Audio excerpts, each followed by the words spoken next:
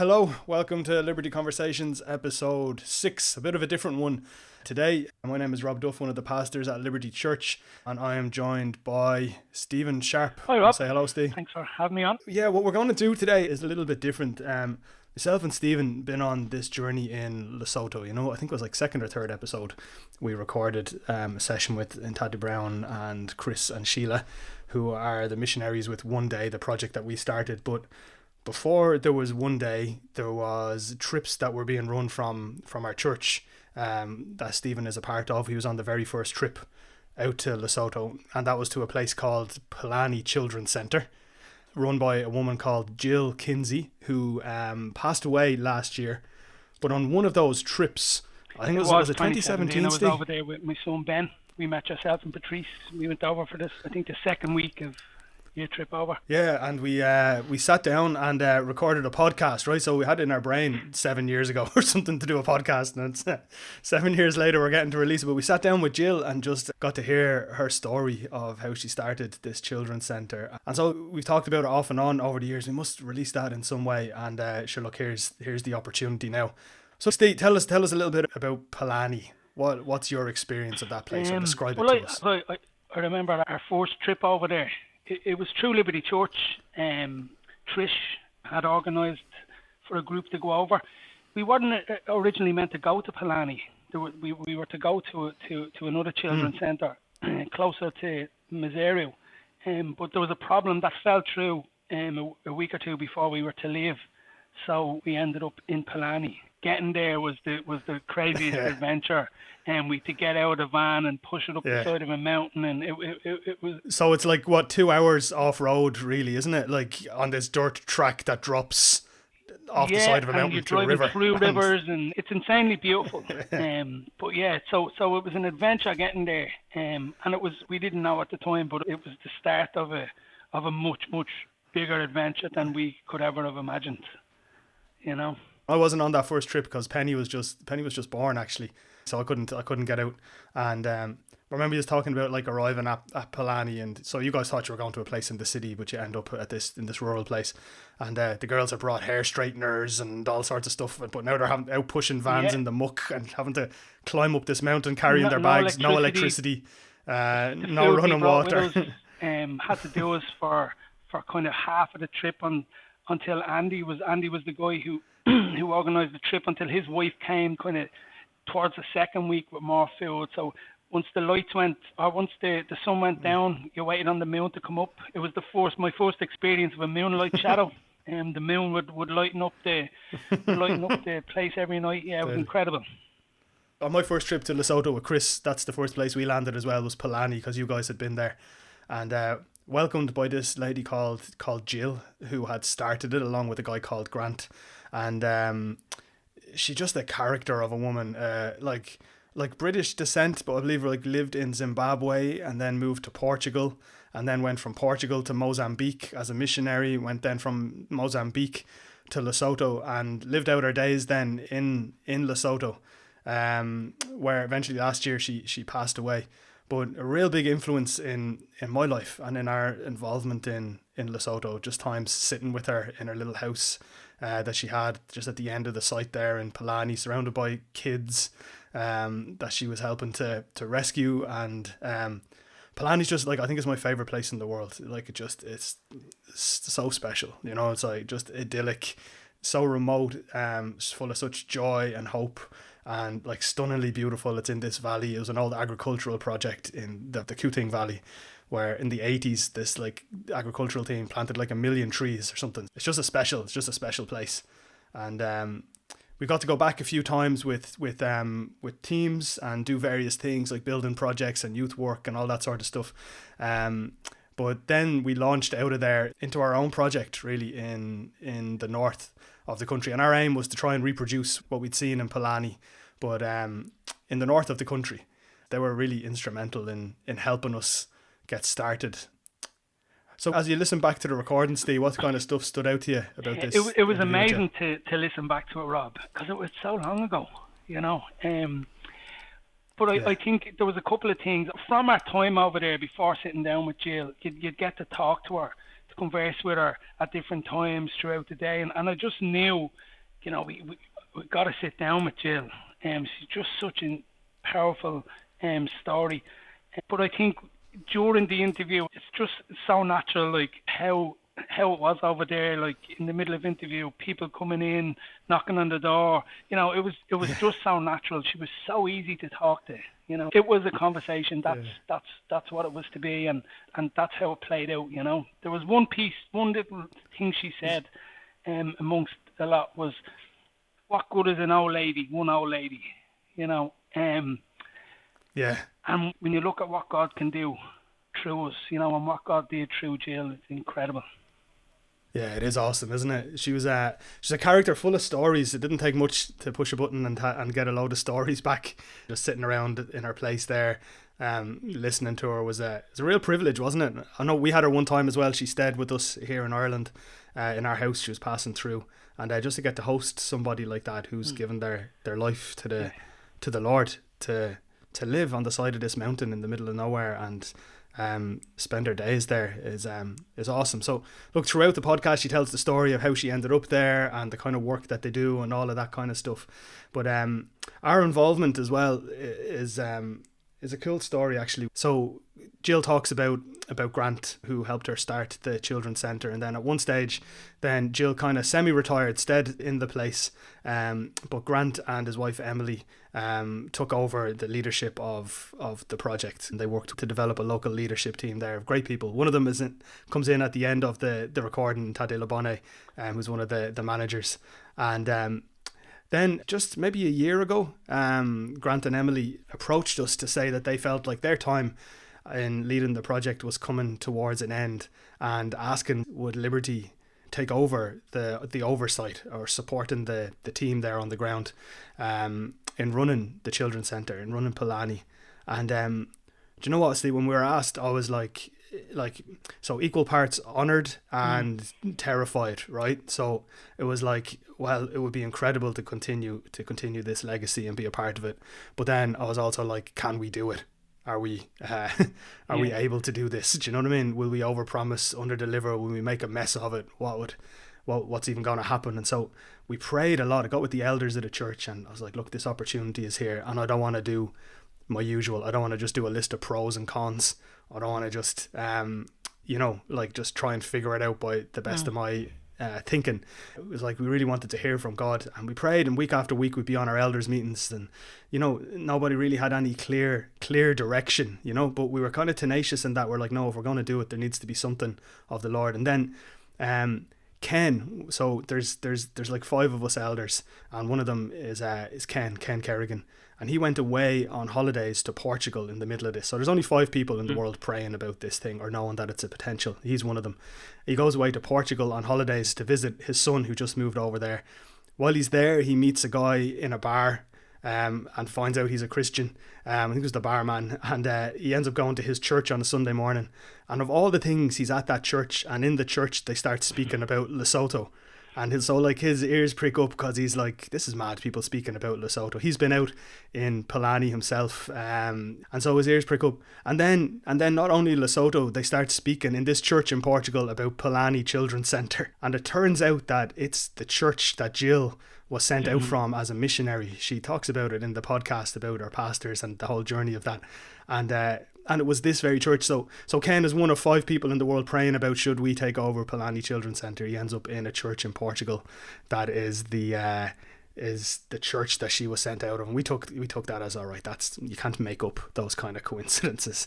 They're like, I think Jill calls it like a God wink at one point when she talks in her things. But for us, that was like the confirmation that God was in this and gave us the confidence to say, okay, well, we can go in and serve and hopefully be enabled by the Lord to continue on the good work that's going on there. Ken subsequently in the last few months moved to Portugal and is now a member of that church over there. And so now he's a point of connection back to the kind of legacy of what Jill started in Pulane, and he's on the board along with yourself, Steve, and myself and Patrice, who are looking to continue to help develop what's been started there.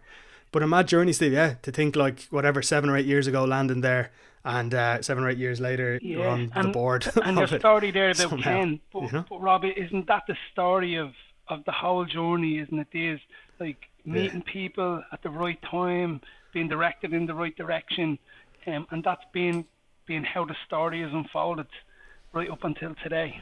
Yeah, so hopefully, I mean, we'll try and send this podcast on to like Jill's family and those guys in the church as well, so that it's just a great thing to have, isn't it? I was really touched listening back to it, remembering her legacy. I was there last year just after she passed away, and got to go down to the place where she's buried. So she's buried on the mountain there, in a little village just like about 5-10 minutes walk from the centre, and she's actually buried in the graveyard that's usually reserved for the chief and his family.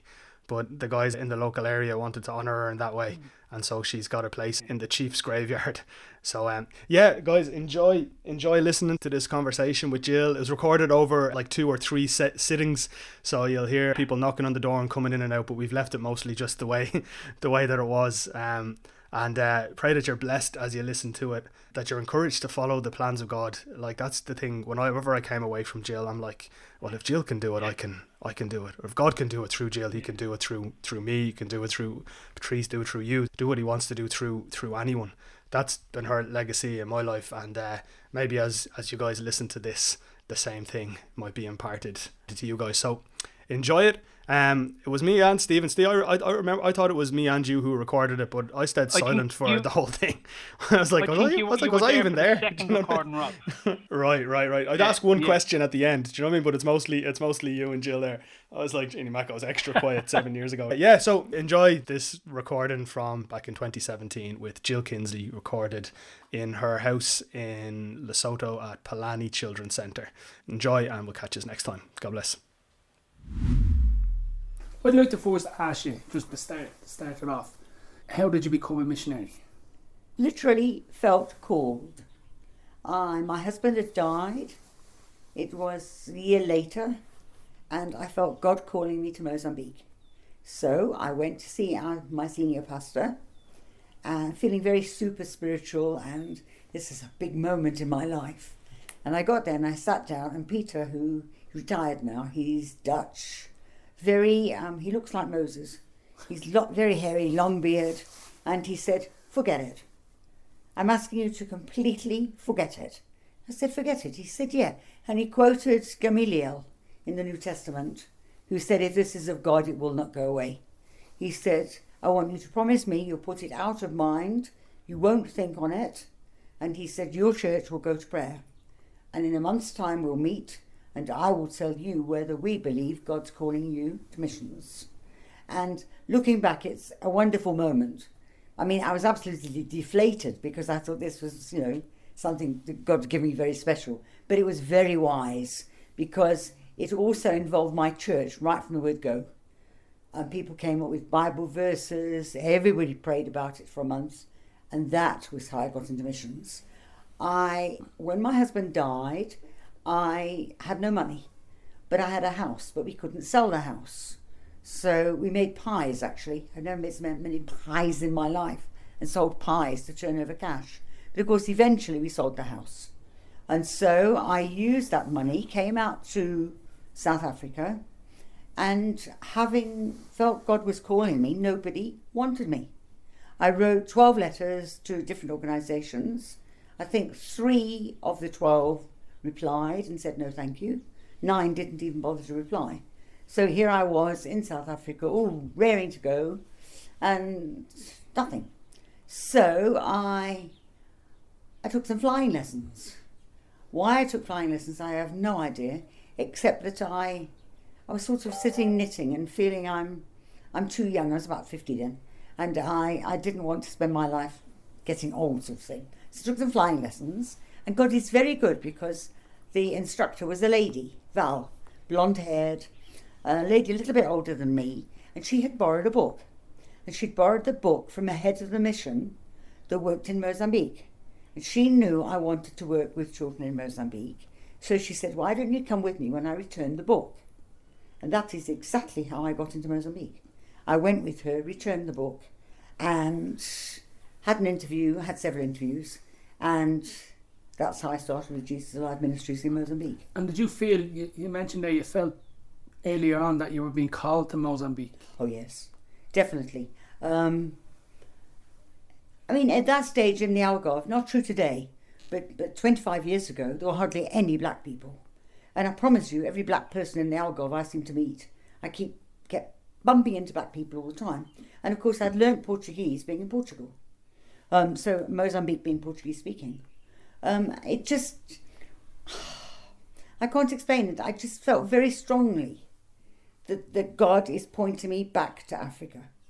I missed Africa hugely. I can remember one day in Mozambique actually getting out of the truck and almost being like the Pope, kissing the ground. I didn't quite kiss the ground, but I did kneel down and say, Lord, thank you for bringing me back. Africa's very definitely in my heart. It was very special. How long ago was that, Jill? 25 years ago. 25 years ago. And now you're obviously still in Africa, in Pulane. Yeah, but what I was going to say to you was about unsung heroes. That, you see the TV evangelists on television. You get mixed feelings towards them, some of them. But the other side of the coin is you get people who nobody seems to know anything about. I was walking in a village in Mozambique, literally, I do mean in the middle of absolute nowhere. Your only access was by dirt road. It's the only way you could get there. You're in the middle of nowhere. And I turned a corner and there's a white guy, young guy of about, I doubt if he was 30, 25, sitting under a tree reading a Bible. I mean, it was like seeing a leprechaun, It was just amazing. So I walked, there were hardly any white people there at all. There were a couple of Catholic fathers and myself. So I walked up to this guy and I said, good morning, what are you doing here? He did speak English. And he said, I felt God called me to this village today. I said, how interesting. I said, how do you get here? Absolutely bizarre. He said, he's with YWAM, Youth with a Mission. And he was at their training centre, doing a 3-month training centre, and God said to me this morning, I want you to get onto a bus and I want you to go to this village and I want you to tell them about me for the weekend. So he said, I got on a bus, I came to this village, I walked along here, found a pastor, church, and now I'm here for the weekend and I'm just reading about what I'm going to preach to them over the weekend. And to say, people like that who you don't even know about. Even in Lesotho, I met a Lesotho guy called John.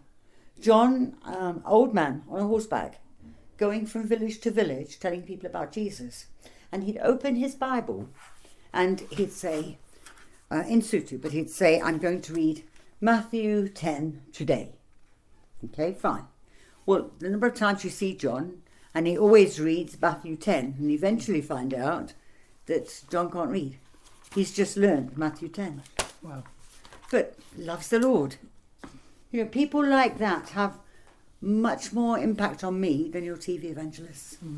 The people we just don't know about, but there they are talking about Jesus. Special. Sorry, your question. I want to go back for a couple of minutes before I go forward and just learn a bit about Jill before, she got called to Mozambique. I suppose about your Christianity and, how you became a Christian. Jill has a very mixed background. I have been married, divorced, married and widowed. I have done many, many things in my life. Been known to say, and God has reminded me, I used to say, how boring. Who would want to be a Christian? And the Lord has reminded me and said, do you think this is boring? It's not. But it was certainly, I seem to think that you've got to be worth being a Christian. Not that I'm Catholic, but I felt that good people were Christians. Therefore, if you're a bad person, there's no point going down that road anyhow. I mean, okay, it belies what Christ came for. But that was my mistake. And if you don't know the Bible, I had no idea. But I come from a very fractured background, let's put it that way.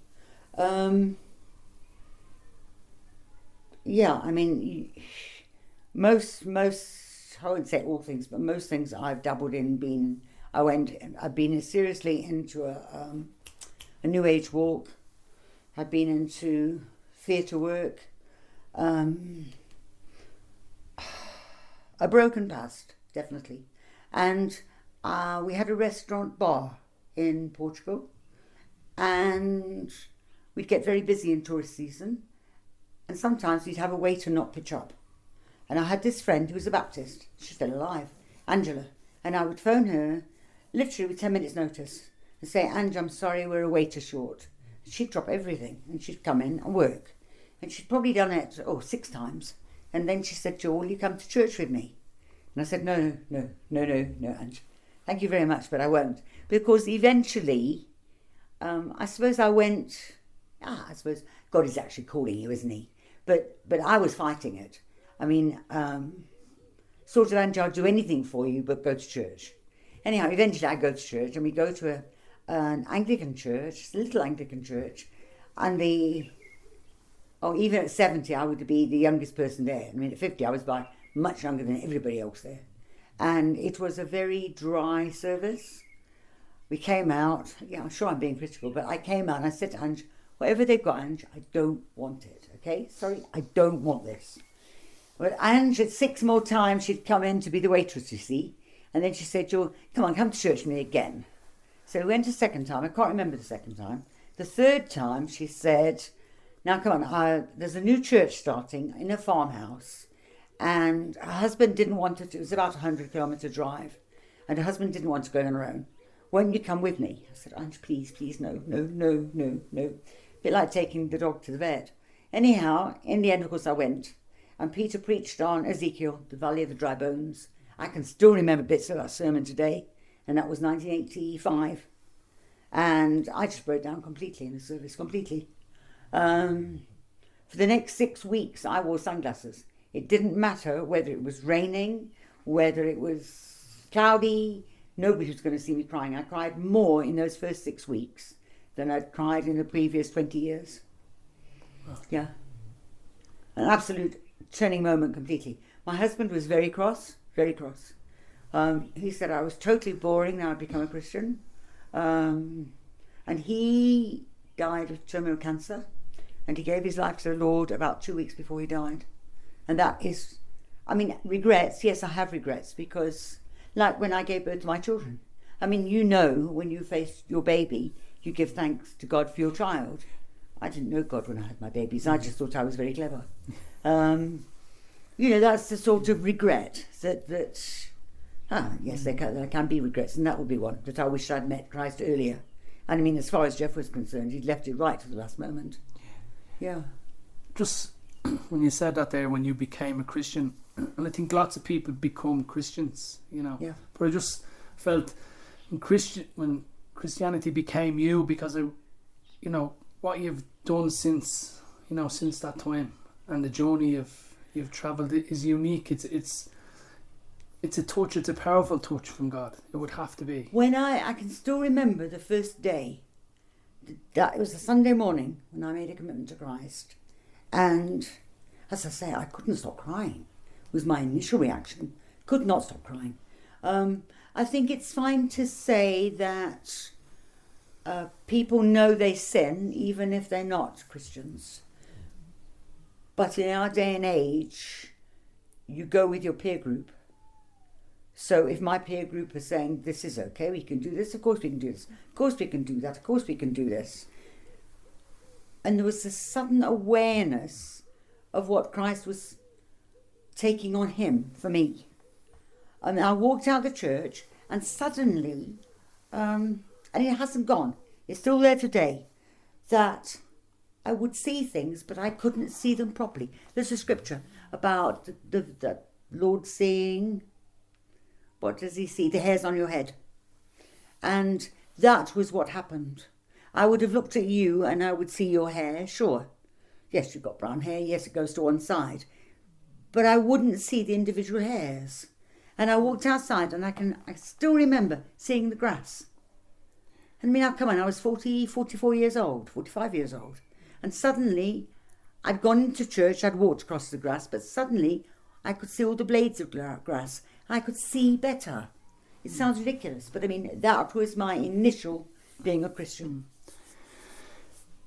We agreed today to sit down and have a conversation. And just as it's going on, I think, I would like today for us to maybe go back to Mozambique and have a look at your experience there. And then we've agreed to meet again on That's Wednesday, and maybe Wednesday down we can look at the development of Pulane where we are today. I sent Tara, my daughter, a message and said, if you were asked the essential in going into missions, because she of course has done missions, what would you think was the essential? And she said prayer. And she's not wrong, prayer every which way. Your prayer life has got to be strong. If your prayer life falls down, get out until you can get it back again, for sure. But I mean, what she was talking about initially was prayer support. Okay. Going into missions, I don't know how you can do it if you're not covered in prayer. You're human, you will fall. No question about it. And we had a kind of an interesting conversation yesterday. I suppose I'm looking at what is the impact of, not having a strong prayer life, or maybe slipping out of it. For me, I'd imagine it would be just, the life would be sucked out of you, the energy would be sucked out of you very quickly. You get weary. Yeah. Because you're trying to do it in your own strength. But what I'm saying is that even going into missions, it's like, okay, God doesn't call the qualified, he qualifies who he calls. That's important, because I don't think, I've known missionaries, and it's not determined by how much training they've had. I've known missionaries go to mission school, so they're set up for missions, and they have fallen. I've known people who had no mission experience, who've actually made it a success. You've got to rely on God, because he's going to take you into things. I mean, like the first time you encounter somebody demon-possessed, well, it doesn't happen very often in Dublin. So suddenly in the middle of nowhere, I'm a preacher guy, actually. He'd been to Bible college too, Phil Troutman, a Baptist. And they had taught him that there are no demons today. Demons occurred at the time of Christ. Yes, Christ referred to them, but that was that time only. It's a manifestation of a person with something to do with your mind. So you think you're seeing a demon is not true. Okay, it's a problem with the person who thinks they're seeing them. And he comes in your finger, checks the service, and a demon manifested as he broke the bread. And he talked about it afterwards, and he said to me, I had that moment when I thought it's me.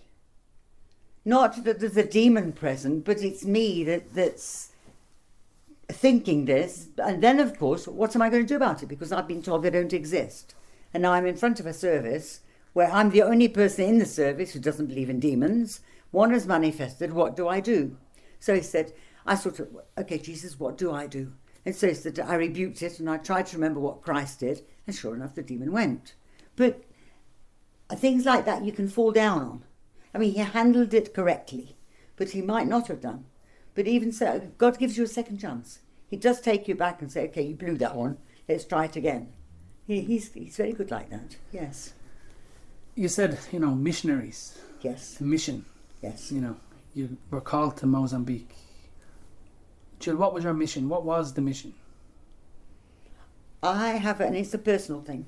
It's a personal thing that I do not like, and Lord forgive me because this sounds very judgmental, but I do not like Christians who say, bless you, my son, bless you. Go away, I will pray for you. That really gets up my nose. Do something. It's not sufficient. If you can help somebody, it's not sufficient to say, bless you. Actions speak louder than words. And I like people who will roll up their sleeves and do something. And what was that something in Mozambique? Orphan kids.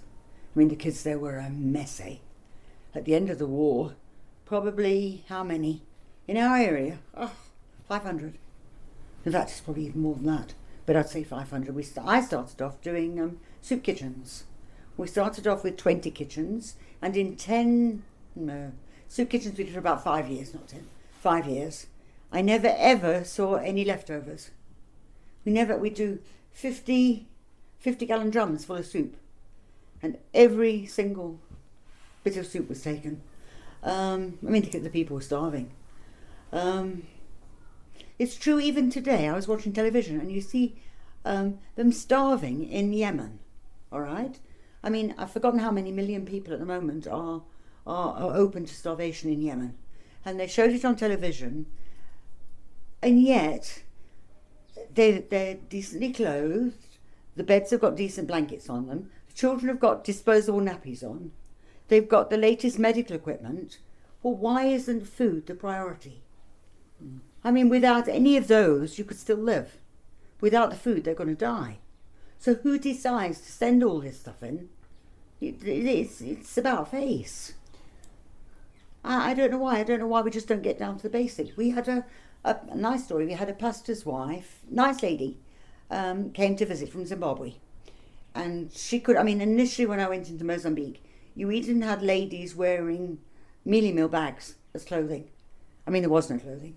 There was no food, but of course food is more important than clothing. And she came in and she went to the market and she bought second-hand clothes for about, quite a few children, 10 children probably. She dressed 10 kids. I think she actually took some photos. Yes, sure, she felt good about it. It was a nice thing to do, fine. Unfortunately, she was still here the next day, because the next day they went to the market and sold the lot. She was so angry, so cross, and back she went to Zimbabwe.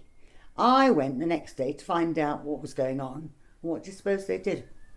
They spent the money on food. You know, we've got this thing about, I couldn't get over these people in Yemen.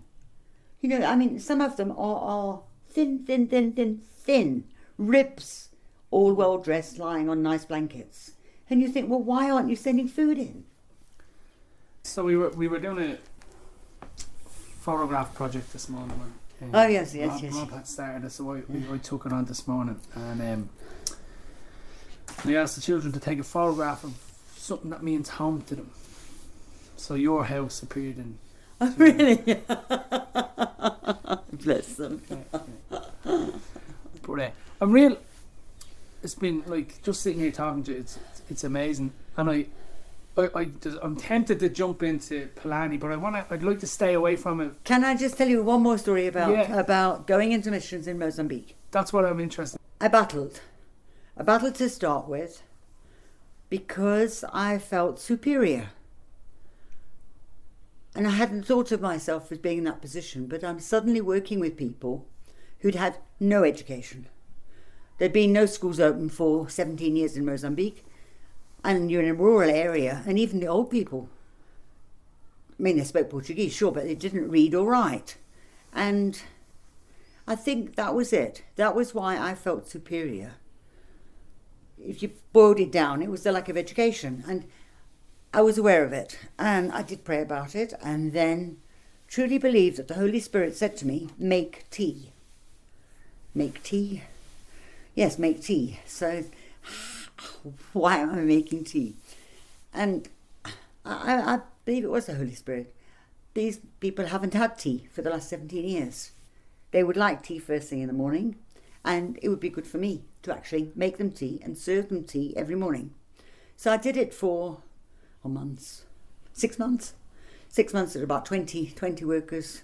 I got up, made tea for everybody, and there was tea and bread. And it was very good for the men. They liked it very much. They saw it as a gesture of caring. She cares enough to give me tea and bread, definitely.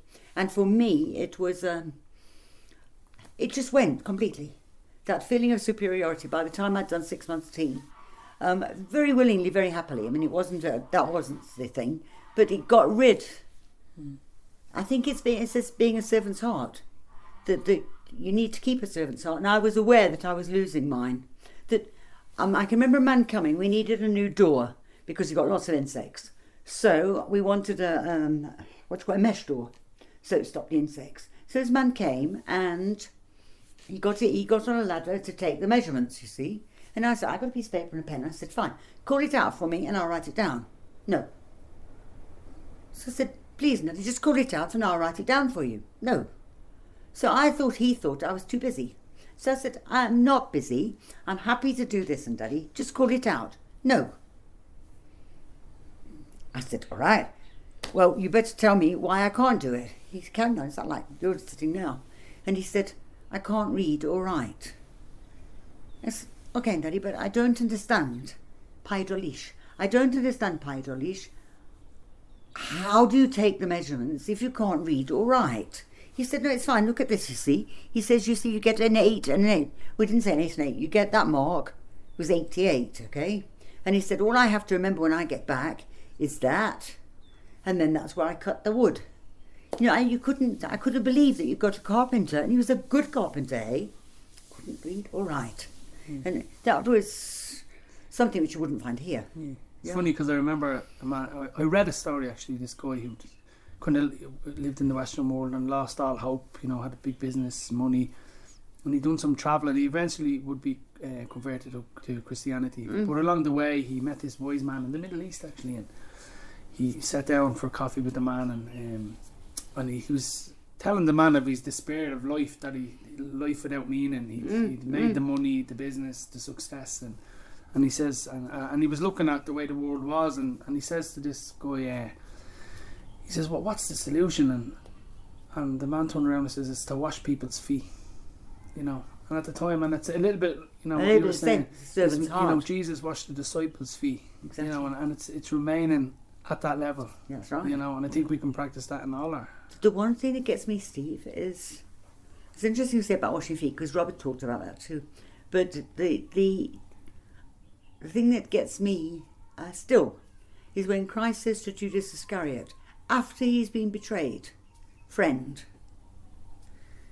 And I truly believe he sees him as a friend who Satan has attacked and won. So he sees him as lost, but he doesn't turn away from him. He's still his friend. And when you think what he went through as a result of, well, okay, you say it was all a result of us, but you know, it's quite something. Yeah. To maybe just wrap up this part of our conversation, you know, so going to Mozambique, so I'm sure, you know, like everywhere there's ups and downs in every experience. Can you maybe one of the really high points and maybe a low point, you know, if you'd be willing to. A high point, it was interesting living with, because I lived eventually, not initially I was by myself. Then a Brazilian girl, Vera, joined me, and Yanni, a Dutch nurse, joined me. Vera, very, very different, all three of us. Vera would be very, I suppose, in non-Christian terms, you'd say she was psychic. She definitely had a gift of seeing things. A very committed Christian, yes.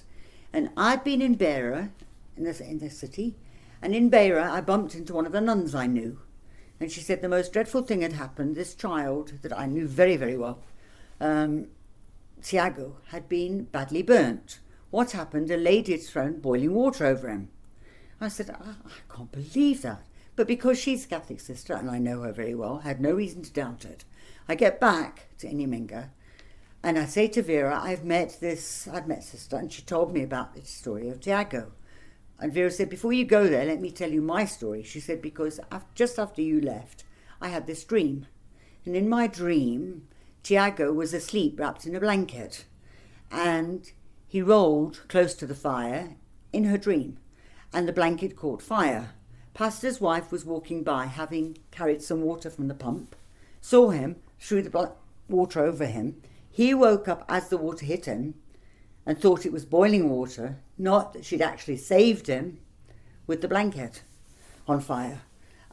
It became a police case, and the police came to visit me with Tiago. And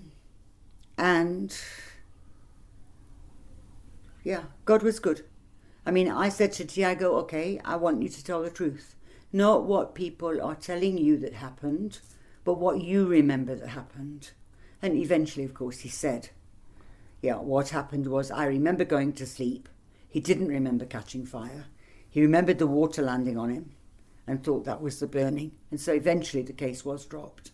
But that was a very, very an outstanding moment. I mean, that really could have been very nasty for the pastor, because it was him that they were going to accuse, they had accused.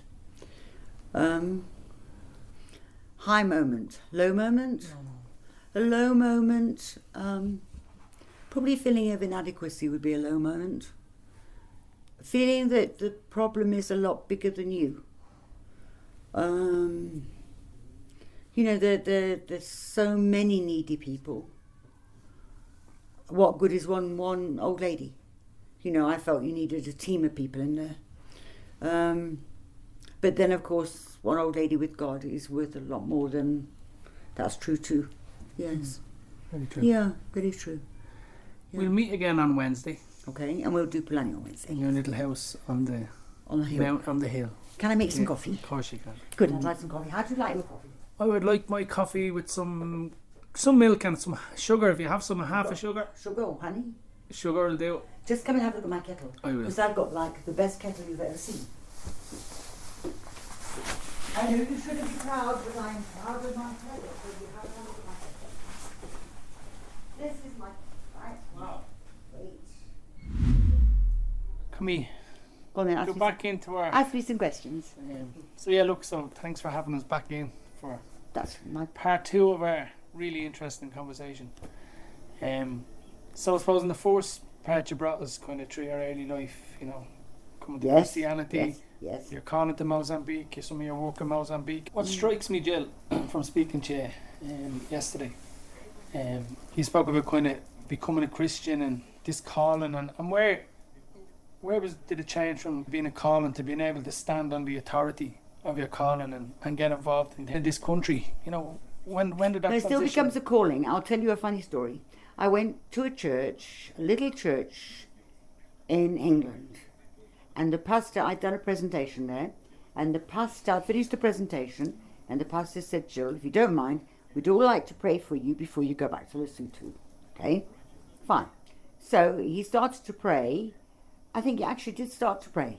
And then his wife came forward and said, excuse me, before you pray, she said, the Holy Spirit's telling me I've got to take your scarf. And talk about bizarre things. And I had just been given this embossed velvet scarf for my birthday. First time I'd worn it was at this church service, literally. And she said, the Holy Spirit's saying, I've got to take your scarf and give you my scarf. So she unwound one scarf and she put the other scarf on. And she said, I've no idea why I had to do that, but the Holy Spirit said I had to do that. So that was it. I never ever dare tell the lady who gave me the scarf that I'd lost it to the pastor's wife. And that was it. A sort of a bizarre thing. You don't know why it happened or anything. You get back, and Rob has been there actually. You know the big hut at the top? If you look on the wall there, there's the two men with the scarves. And they're not scarves at all, they're actually belts. And that Indian tribe, what they do is, you take my belt and I take your belt, it's to form a contract. And it was Tara who picked it up. Tara came down and said, Mum, that's your scarves. That's that lady who took the scarf. You're making a contract. And it's that sort of thing is quite special because we miss it sometimes, but God gives you, God winks.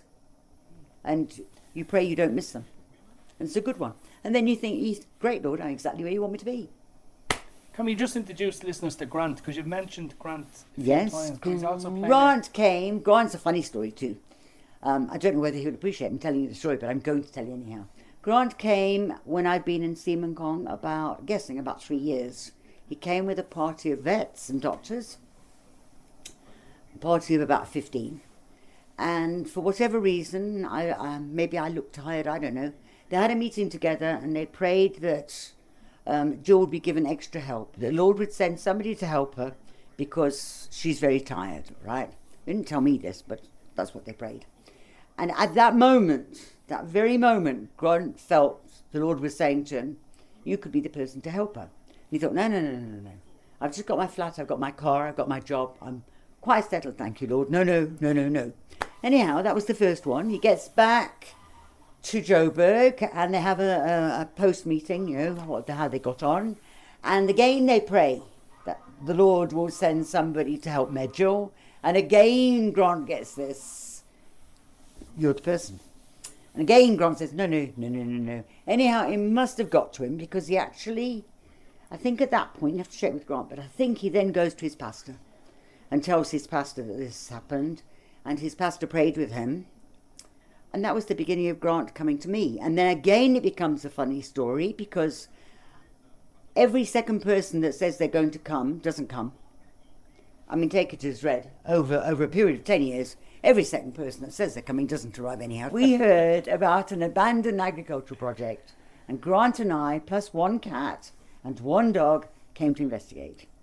And we moved in, and the project as such had been abandoned, and local people had stripped a lot. They'd taken off the roofs. I mean, if you go along the river, the side, on the right-hand side is a village called Helsinki. And I'm sure it's called Helsinki because the zinc came from here to make the village. And what was the need that brought you here? What? Children. We'd heard that there were orphans in the area who needed caring for. And yeah, I suppose the highest number we've had is probably about 100, just under 100. And we also do food parcels into the community, which the highest has probably been about 40. I think we're down to about 20 at the moment. It's a difficult one because I personally think that children are better off in their families, particularly African children, because their families, they're closer than European families, and they what is it? I suppose their identity comes from their family. I don't know, but it is something very strong. So I think ideally they're better off in the family. So I would rather help a grandmother with the food parcel and she keeps the children at home than bring the children off her. Social development in Lesotho has got better and better and better. We had a good Prime Minister. I don't know about the new Prime Minister, but the old Prime Minister had been in the whole time I've been in Lesotho. And we've got free primary education, which we never had when I arrived. We've got social grants. So the old people now are getting, I think they get 4,500, I'm not sure. Maybe it's 450 a month, which doesn't sound very much, but it will certainly buy them 50 kilo bag of mini meal, which will feed a family for a month, a family of 4, and they can grow vegetables and perhaps have hens. So it doesn't sound very much, but it's a help on what was nothing. There's now an old age pension. You've got to be 70 to qualify for it. So there's some good things. It's improved. In other words, the social conditions have improved since we got here. But you still have a lot of orphans. And if the orphan got no extended family, no aunts, no uncles, no grandparents, then he's lost. Who is going to support him? What year did Pulane open in? 2008. Okay, so it's 19 years, am I right? 19, No. 2008. 2008, 9 years. 9 years, apologies. 9 years, yeah. And how many young people have come through? Have you any idea of how many young people have actually come through in that time? Well, I should think every year we probably have about 30 leave. So if you've got 80 at the moment, go on then, 30 times 8, 240? 240 plus 80. You're close on 400, I would think. And I suppose we're Yeah, Glow. Sorry. Yes. How are you? Very Hello. good. Yes, we can have some more wood. Putting the wood in the fire. I didn't have a fire last night. It was warm. But yes, I'll have some more wood, thank you. Come on. This lad does a lot of work for you. Temba's standing in actually because he's normally Bella Bakai, one of the boys who's suspended at the moment. So Temba's taking his place. Temba can't normally do it because he's a senior school, aren't you? Form C. Form C. So very definitely a senior school. Okay. He's in O-level year in effect. So because of that, they don't finish school and get home till 5 o'clock. So it's too late. So they have to be primary. I remember the last time I was there, last year I seen some of the boys coming home from school and they were coming down the cliff face. To get home, they come right down the cliff face. That's what I was talking to Patrice about this morning. I had a terrible day. You might not want to record this. But you know, everything goes all nice and smoothly like this. And then everything happens all at once. I ended up with a sheep on my roof. Monty went absolutely mad. He thought lunch had just arrived. It fell off the top of the cliff. We had a dog fall down. Of course, it was dead because it missed the roof. The sheep landed on the roof. So I got the dog going absolutely ballistic. Monty thought this was absolutely so exciting. What am I supposed to do? I don't know how to catch the sheep. I don't know how to get it down. I think I have to need that little bonnet. So I go down there. We've got visiting counsellors. Where they'd come from, I had no idea. At which one of our girls gets carried in, coming back from school because she'd fallen down the cliff, the shortcuts through, just what you're talking about, and broken her leg. Ay, ay, ay, ay, ay. So one of these counsellors, who I don't think knew much about, he thought he knew a lot. Oh no, definitely broken. So I got back here. They managed to, I don't know how, but they got the sheep to jump off that way, and then it ran into the corner, and Monty got it. But Daddy Bonnie is very good at animals, he just is. And so he managed to get Monty off, and the sheep escaped and went back to the flock, and it was absolutely fine. Monty was very disappointed, but however. So then I go back to the girl, put her in the car, took her up to the clinic, and we've got this really practical nurse. I thought we should go to insist on x-rays or something. And no, she manipulated the leg and said, no, it's badly bruised, but it certainly is not broken. So she bound it all up, and I brought the girl back. 3 things happened. I can't remember what the third thing was. So you spoke to me about, preferably children stay in their own homes. That's the ideal one. Unfortunately, a lot of young children here haven't. And as the key being that you create that family within Pulane. Yeah, I think I feel quite passionately. I mean, remember, I've been doing this, Steve, for 25 years now, including at Mozambique time, and I feel strongly that you mustn't make it too different from the conditions in which the child's living already. I mean, I do know of a home in Johannesburg, which is absolutely, it's a Catholic home, it's very oversubscribed, everybody wants to help it, and the children will turn against their own families. Because I'm in such special circumstances, I don't want to go back to where I come from. Well, that's not your aim. I mean, as far as I'm concerned, these children are Sotho children, and they must go back to their extended families. You're helping the extended family out, sure, but they are Sotho children. I mean, that's why I like it now. School holidays, if they can go back home. And sometimes, it's not so likely now, but sometimes they even only stay a week and come back because there's not enough food there. But, I mean, it's like, okay, we have meat once a week, fish once a week, eggs once a week. And people will come and say, but shouldn't you have more? But no, because then there's too much a difference from what they're getting at home. And then the children don't want to go home because everything's here. I mean, just having a bed. Most of the children, once they get in the huts, don't have a bed. They sleep on the floor. So you've got to be aware that you want the children. I don't want Western black children. I want Sotho children. So you've got to keep the Sotho root. I like Edward Sidiso. English name, Sotho name. And quite a lot of the children are like that. They come like that, quite a lot of them. Yeah, with both names. Why would a child come to Pulane? What would be in Lesotho, what would be the issues that would dictate? HIV/AIDS. HIV/AIDS is the big one. If you look through the file, just about every child is here because of HIV/AIDS. Not necessarily because they're infected, but because their parents died infected. Or grandparents. I mean, grandparents also get HIV/AIDS. That's why you've got the children in care. And it should be a short-term project if you're winning the battle with HIV/AIDS. But I don't think we are. So sadly, I don't think we are. So then in which case, the problem is going to be ongoing. I'll be dead and the problem will be worse than when I arrived. Yeah. The thing that has changed, you see, is the families getting more government support, social grants. That has changed. So when we started it, they weren't there. So we had one grandmother up here with 11 orphans and no social grant, which she couldn't care for them. So we had to step in and help with the children. In fact, we split the family at that stage. Would they be our grandchildren? Yeah, and some of them were orphans and some of them were family members working in South Africa. It's traditional. Granny looks after the children.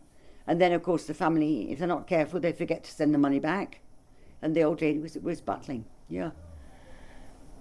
It's kind of hard to paint a picture for people, in terms of maybe the size, how the size of the orphanage here for one, and the number of young people in it, and the day-to-day lives. I can imagine you give a really kind of a calm kind of account of your journey, but I'd imagine there's been a lot of highs and a lot of lows. Could you maybe share one of each? Steve, I think one thing, it's one thing I would say to Chris, is not to set your expectations too high, is one, and also not to hold the children too tightly. Because at the end of the day, a low point would be, not that long ago actually, we had a little girl, Veronica, who you probably would remember from way back when. Veronica was about 6 when, middle of the night, like I think it was 2 o'clock in the morning. I had drunks at the gate. Oh, the dogs were going absolutely ballistic, and I didn't want to let the dogs out because I thought then I'm going to have a really bad situation with the dogs going crazy, and Monty would attack with 3 drunks, and there were 1 woman and 2 men.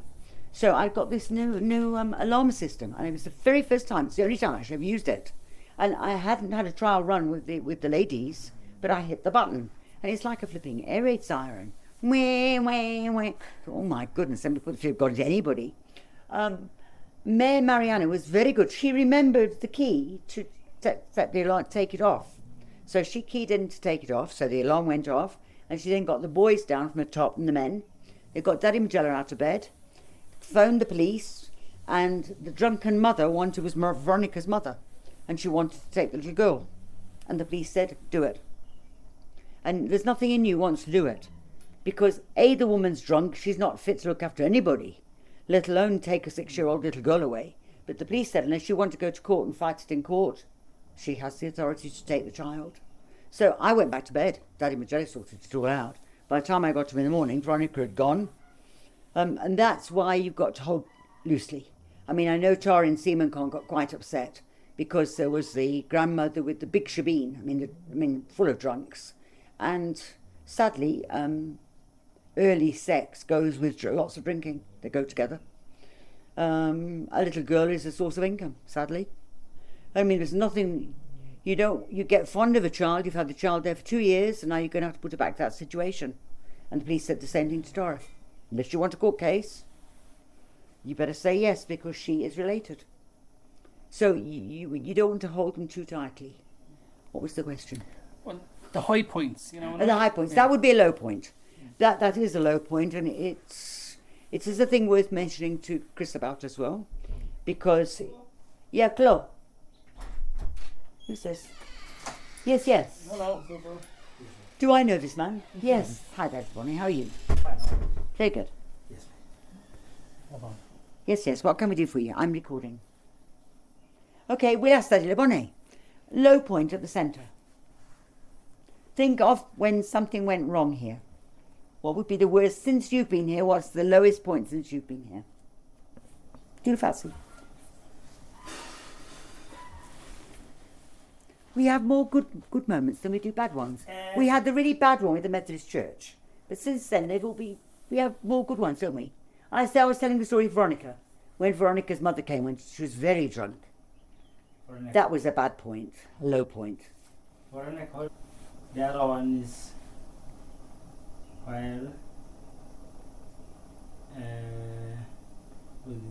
Gertrude ran away.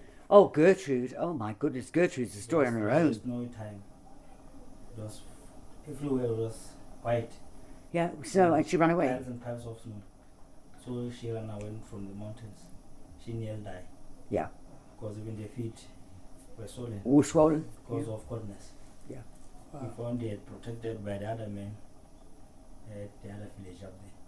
She was a very troubled girl. Very, very troubled. What happened was, she said her mother's died. Yes. And we said, how do you know your mother's died? Because she had no contact with Matat. The mother was in Matatiel. Grandmother being a Sangoma in Matatiel. And she said, no, she knows her mother's dead. And so she's got to go back to Matat. And whether that was the main reason, I don't know. She fell out with somebody. It was a silly reason. She had a fight with one of the girls. Yes, with what was Lulam. Lulam, about what? It was about nothing. It was nothing. It was nothing, like, yes. You take my hat. I mean, a silly nothing story. And it was amazing when she first came. We got her from Police Kuting. So she arrived when she was about 13. And for 24 hours, she was, I mean, thank God I was sleeping here, not down there. I don't know how anybody slept down there. It's made so much noise. And her grandmother was calling her back to Matatiel. And we all prayed for her, remember? Yes, we prayed for her. We just get down from the toilet the other night. And you could actually see the difference in her face. Remember, when she came, she was hard, eh? What she'd seen and what she'd been through, I don't know. But she had a singularly old face for a young girl. And it got better. Yes. It got softer and softer and softer. She wouldn't go to prayers with the kids. And I'd take dogs for a walk at night, and I'd go walking down here, and there's this kid hiding behind a tree. He said, "Hello, what are you doing here?" "I don't do prayers." I said, "Oh, yes, you do." And then it was very sad because you knew she was going to go back to a bad situation. But equally, you can't have a kid running away. I mean, it was minus temperatures. She could have died that one time. And if she was to do it again, we're responsible. So we said to the police asked us to try again. We said no. Or I said no. I said, we can't take that responsibility. I mean, should the child die, we would be responsible. Yeah, that was a bad time. It was, yeah. Okay, a good one. How about a high one? High moments. High moments, for example, when the kids qualified at Bethel. That was really good. Daddy Maruti and I were quite proud of these kids when they graduate. Yes. And they're well set up for life. And that was interesting because it was Daddy Ivan is the man in charge there. And Ivan said to me, he commended us on the children's centre because he said the other children's centre, they spoil the children. And he said, we've never kept one beyond 2 weeks. They run away because they can't handle the conditions. I mean, the conditions are absolutely fine, aren't they? Yeah. I mean, they're not bad conditions, not beating them up or anything, but they have been spoon-fed. And he said, we feel you are preparing the children for life, which was very nice, actually. We felt quite chuffed about that. Yeah. That probably is one of the high moments, is when the kids excel at school. You know, they've got an opportunity and they don't always grasp the opportunity. So it's really good when they do. Where is Lucy gone? I remember Lucy. Oh, Lucy, good story. Lucy, good story. Lucy Deneo. Yes. Lucy Deneo is doing a 2-year agricultural college course in Maseru. Maseru? Yes. Yeah, Maseru. Yeah. So that's a really nice one as well. Yeah. Lucy has another sister. Sophie. Here. Yeah. Sophie's her sister. Yeah. It's here. But she goes to school in... Yeah. Sophie's very bright. Yeah. Sophie's doing well. I think she just failed, didn't she? Somebody said it, maybe Rob. Somebody said she because just... of English. Because of English. Yeah. And she'll be all right by the end of the year, I'm sure. Yeah, she'll be fine. She's a smart girl. Think of a funny story then. Come on, let's end with a funny story. Tell us a funny story. The very funny story is those cat biscuits, but I mean, I don't think that's the story you want here. How we do? Come on. Oh, that cat biscuit story went on forever. No, we won't. We'll tell you that after we finish. Maybe that I can think of maybe It's what? is my first time when I was going to make a shopping. Oh, you bought matches? I just bought a very big box of matches. With I mean, seriously, a 4 very colors of big... 10 pages inside there. With 750. So Medjo says to him, how many years is your box of matches going to last? So he said, did you work it out? You worked out 15 years or something. So I said, fine, take it back. You did take it back too, didn't you, in the end? Yeah, Or Daddy? we just said. Or Daddy Mujalla? We said to Daddy Mujalla. Yeah, we Then sold just it. take 10 small. Yes, that was quite funny. put in the store. Rob, I'm about finished up, but is there anything you'd like to ask or something you feel I've missed? So the idea of this podcast, we're hoping that it'll become a space for people who are interested in missions to hear other people's stories. And what would you say is the biggest lesson that you've learned? The one thing that you know now that you wish you knew when you started out? I was going to say trust in God, but no, I didn't. I thought he'd see us through. He did. The one thing I've learned, that God gives you a second chance. That's probably what it is. That you don't get everything right the first time, and you don't. I don't care who you are. And He will qualify you. You don't go there qualified. And you will make mistakes. Chris will make mistakes. And then God is good because He gives you a second chance. And so it'll be different circumstances, but it's the same situation. And the second time, I mean, sometimes maybe you have to go 3 times, 4 times. Probably as a pastor you have the same sort of thing. But that would be one of the big things I've learned. That the world didn't end because you did it wrong. The Lord says, it's okay, you got that completely wrong, but we'll try again. You know? Yeah. That's great. That's powerful. That for sure would be a good one. He is the God of second chances. Is he not? Yeah. Jill, thank you very, very much for Pleasure. our 2 conversations. Thank you. Pleasure.